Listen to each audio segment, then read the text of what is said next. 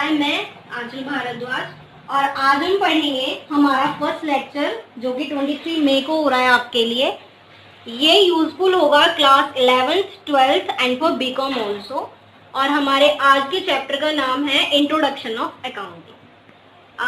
Friends, एक और बात बहुत ज़रूरी है जो कि अगर आपको पसंद आए so please subscribe and like my channel and my video also. Thank you.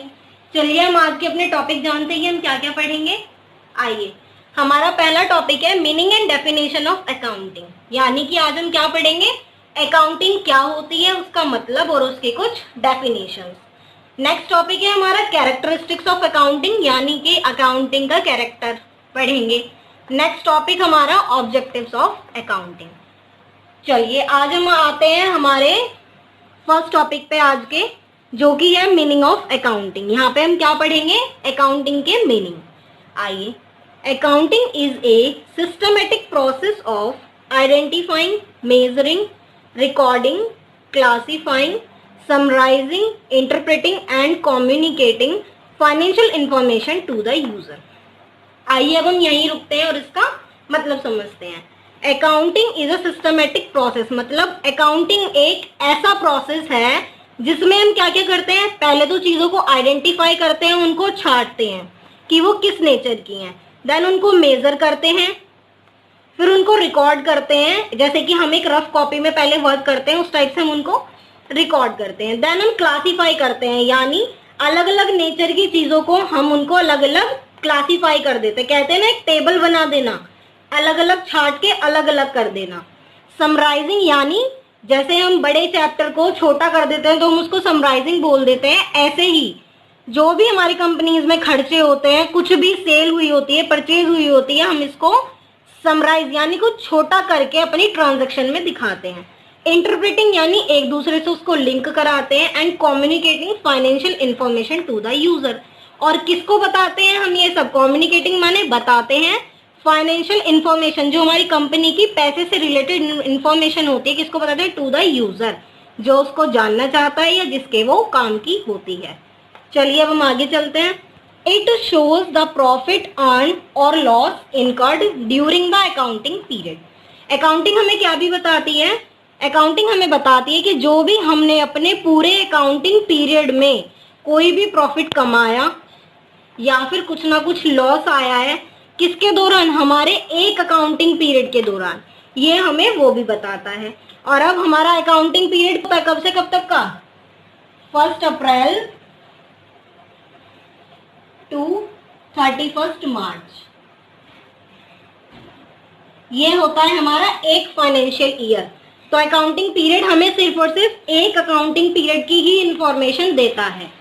चलिए अब ये नोट है आपके लिए, जो इम्पोर्टेंट बात है, since accounting is a medium of communication. इस सब से हमें क्या समझ आया, इस सब से हमें ये समझ आया कि जो अकाउंटिंग है, जो अकाउंटिंग का सिस्टम है, वो क्या है, एक मीडियम है कम्युनिकेशन का।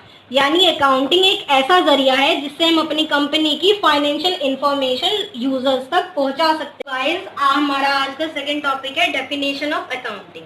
चलिए हम देखते हैं डेफिनेशन। ये मैंने सिर्फ एक ही डेफिनेशन लिए हैं, एक ही डेफिनेशन ली है। बुक में काफी डेफिनेशंस हैं, पर जो सबसे सिंपल और सबसे इजी है मैंने आपके लिए वही लिखी है यहाँ पे। अगर आप वो डेफिनेशंस पढ़ना चाहते हैं या उनका मीनिंग देखना चाहते हैं, पूछना चाहते हैं, तो आप मुझे कमेंट बॉक्स में बता सकते हैं, मैं आपको वो एक्सप्लेन कर दूंगी। आइए हम इस डेफिनेशन को पढ़ते हैं। Accounting is the process of identifying, measuring and communicating economic information to permit informed judgments and decisions by users of the information।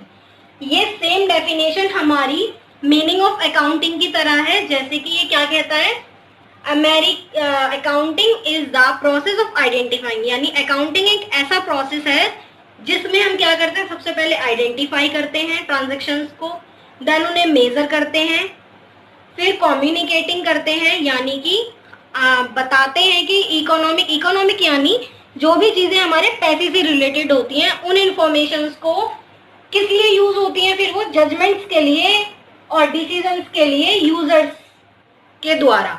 अब इस डेफिनेशन को और अच्छे से समझते हैं। अकाउंटिंग एक ऐसा प्रोसेस है जिसमें हम अपनी जो इकोनॉमिक इंफॉर्मेशन है, यानी पैसों से रिलेटेड जितनी भी इंफॉर्मेशन है, हम पहले उसको आइडेंटिफाई करते हैं, यानी कि खुद पहचानते हैं। देन हम उनको मेजर करते हैं कि अगर कुछ खर्चा हुआ है तो वो कितने का हुआ है, कुछ फायदा हुआ है तो वो कितने का हुआ है, उसे हम मेजरिंग कहते हैं।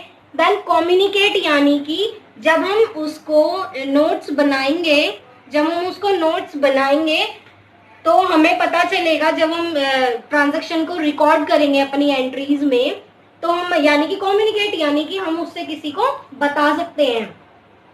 और ये सब हमें किस चीज में हेल्प कर देगा, जजमेंट्स, यानी जैसे हम डिसीजंस लेते हैं, जजमेंट्स कहते हैं। जैसे हमारा जज है, वो जजमेंट करता है, यानी कि चीज सही है, गलत है, इससे हमें फायदा हुआ, नुकसान हुआ, ये चीजें पता लगा सकते हैं। कुछ डिसीजंस ले सकते हैं हम अपने फ्यूचर के लिए, कुछ सुधार कर सकते हैं इस चीज से हम, जो कि कौन करता है जजमेंट और डिसीजंस, हमारे यूजर्स करते हैं जो इंफॉर्मेशन को यूज करते हैं। ये डेफिनेशन हमें किसने दी है, बाय अमेरिकन अकाउंटिंग एसोसिएशन। अगर आपको समझ आई हो तो वेल डन, और नहीं आई हो देन आप मुझसे दोबारा पूछ सकते हैं। नेक्स्ट टॉपिक है हमारा कैरेक्टरिस्टिक्स ऑफ अकाउंटिंग। आइए, पहला है हमारा identification of financial transactions and events. यानी सबसे पहले हम लोग क्या करते हैं, यही चीज हमने इस डेफिनेशन में पढ़ी और यही चीज हमने मीनिंग ऑफ अकाउंटिंग में पढ़ी थी। पहला चीज क्या है, identification of financial transaction and events, यानी सबसे पहले हम आइडेंटिफाई करते हैं।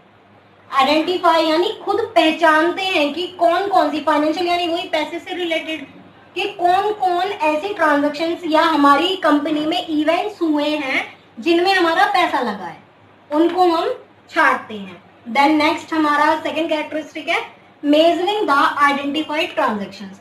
फर्स्ट स्टेप में जो हमने अपनी फाइनेंशियल ट्रांजैक्शंस को या इवेंट्स को छांटा था, उनको हम यह मेजर करते हैं कि अगर हमारा पैसा लगा इस इवेंट में या इस ट्रांजैक्शन में तो कितना लगा, या फिर हमें उससे प्रॉफिट हुआ तो कितना हुआ।